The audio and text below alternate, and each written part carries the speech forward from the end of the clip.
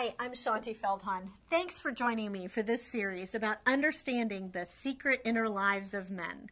This is a very fun topic, and after more than 10 years of research, which I'll explain in a moment, I've also realized it is a very, very important one. This affects every one of us as women. The most intense application is in marriage, but this is important for anyone who is dating or wants to be dating, or maybe you are single again and kind of looking back to learn what happened. Maybe you work with men, or how many of us have sons? See, it affects all of us. Men are everywhere. Now, let's talk for a moment about how we're going to cover this subject. First, in this series, we will have 6 sessions on understanding several key truths about men that affect us every day, but which we may not know. We will be focusing here on the romantic relationship applications, but you'll probably see how it applies in other areas. It's also important to say that we will be addressing this from a faith-based perspective and looking at what the Bible has to say from time to time. I know not everyone will have the same belief system, but I think it is so important to go to God with everything in our lives, including our relationships.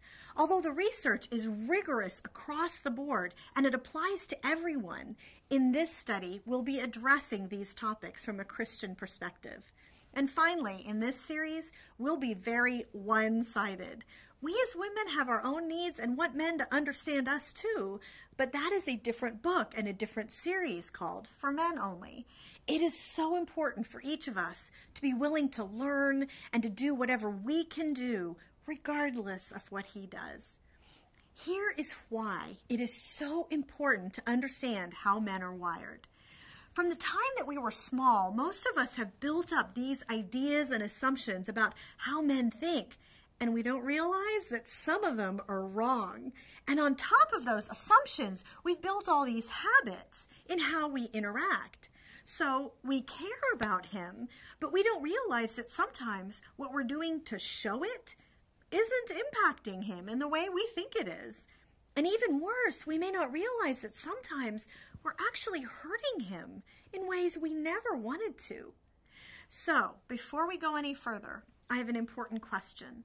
If it is true that we may have some ideas in our minds about men that are wrong, are you willing today to give God permission to open your eyes to those things?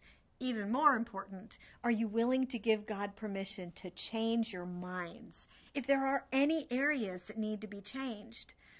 I'm going to stop for just a second and I'm going to pray. And if you are willing to allow God to open your eyes and change your mind, pray silently along with me. Lord, thank you for the women who are gathered here to understand men. Right now, we ask you, open our eyes to things that we just may not have seen before. Lord, here are our minds. We say, please change our minds if there are any areas that need to be changed. And I am so grateful, Lord, that you are so good at opening blind eyes. And we ask you to do that for us throughout this study. In Jesus' mighty name, amen. The amazing thing is, ladies, is that once our eyes are opened, it is life-changing. We can know what our man is actually thinking and feeling, avoid hurting him without realizing it, and love him in the way he needs to be loved. Let me start by telling the story of how I got here, because originally I just stumbled over this stuff. I'm an analyst by training. I have a graduate degree that's very analytical. I started out working on Wall Street, and when my husband Jeff and I moved from New York City to Atlanta, I had the opportunity to write a couple of novels. And one of my main characters in this novel was a man. He was a good, decent husband and father and a successful businessman. That's the way I painted this main male character. And as a woman, you really realize how little you know about how men actually think when you have to write their thoughts.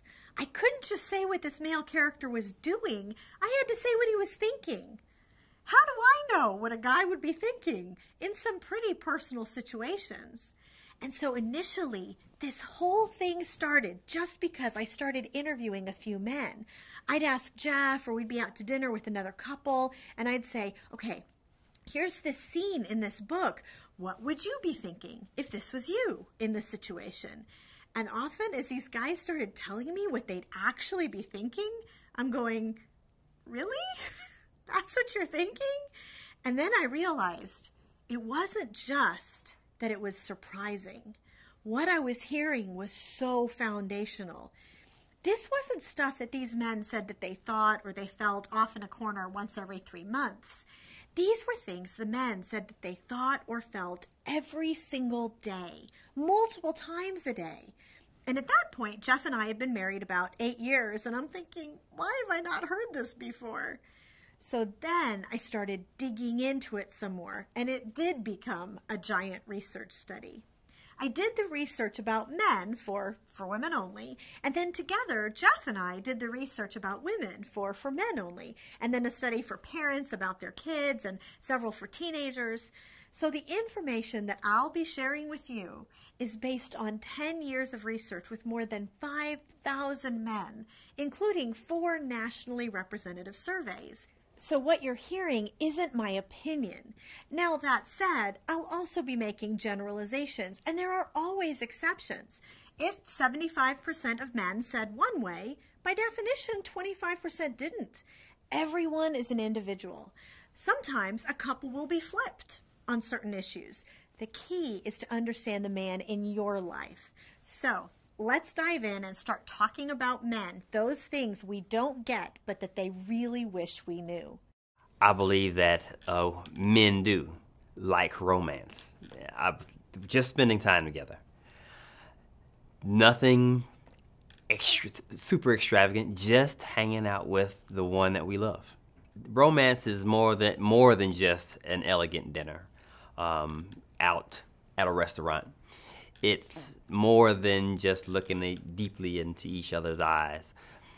Romance for us can be a baseball game, sitting together on the couch in front of the TV. Romance could be at home, no lights, a couple of candles, and a home-cooked meal. And I think, men are also romantic, but there's a different way of expressing and experiencing romance versus women. I think just that undivided attention where you can just walk and hold hands in the mall and chat and talk, I think that fosters the romantic feeling, and then that also helps in terms of the relationship. Well, I'm a guy, I love romance. So she started playing tennis. Guess what? I'm not a bad player now. I think it's very romantic to spend time with your wife no matter what. But doing things you like to do, it really, really becomes a blessing. For the rest of this session, we're going to cover an important topic that sets the stage for everything else. It turns out there is a great difference between how men look on the outside and how they feel about themselves on the inside. Men look so confident in themselves. In fact, we think he looks a little too confident in himself. He could be taken down a peg or two. But on the inside, men have so much self-doubt and a vulnerability that we don't even know is there. The way the men described it to me, they feel like, I want to tackle a challenge. I want to do great things. I want to be a good husband, a good father, a good worker, or whatever. But I'm really not sure I know exactly what I'm doing, and I hope nobody finds out. Essentially, that self-doubt is a bit like a raw nerve, and it's painful. And we can hit that nerve without having any idea that that's what we're doing. As I talk to so many men, here's what this insecurity feels like in the heart of every man. Do I measure up? Do I have any idea what I'm doing as a husband? Am I any good as a provider or a father? And they are looking to the most important woman in their life for the answer to that question. And this applies even to the most seemingly successful, confident men.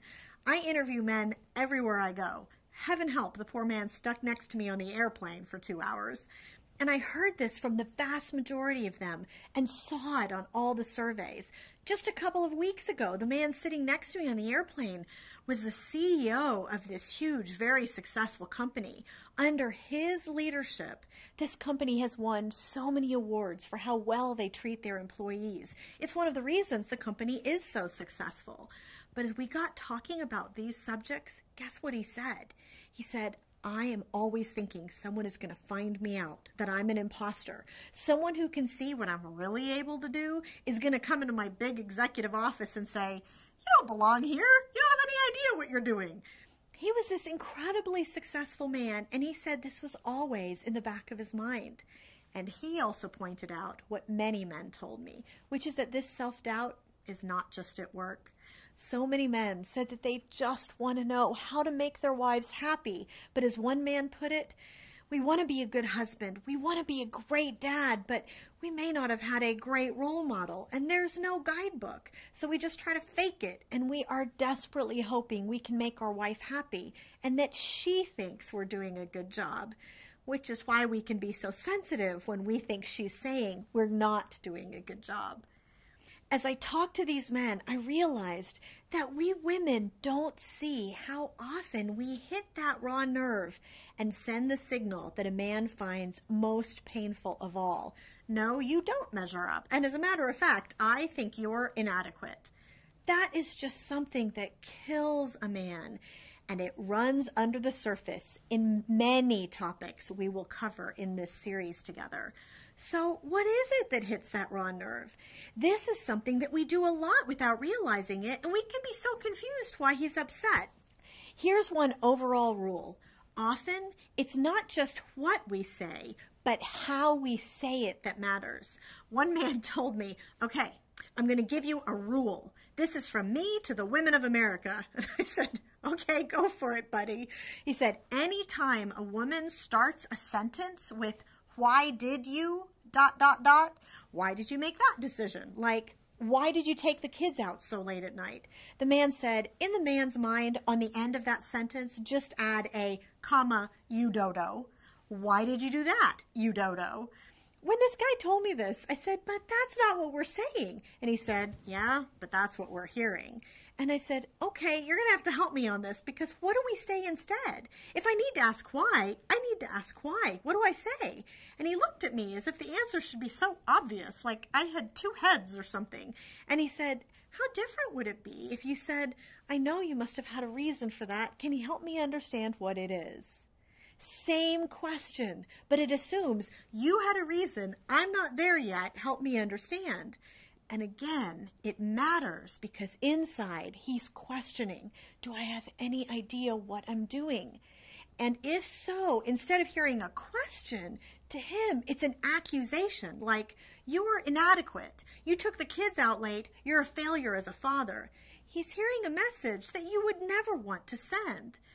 Now, some of you may be thinking the same thing I was the first dozen times I heard this, which is, oh, please, that is so silly. It shouldn't bother him.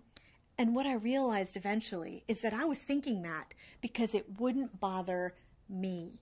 But he's not me. He is wired very differently by a God who knew what he was doing. And this message that I am sending him has these huge consequences way beyond what I would have ever thought.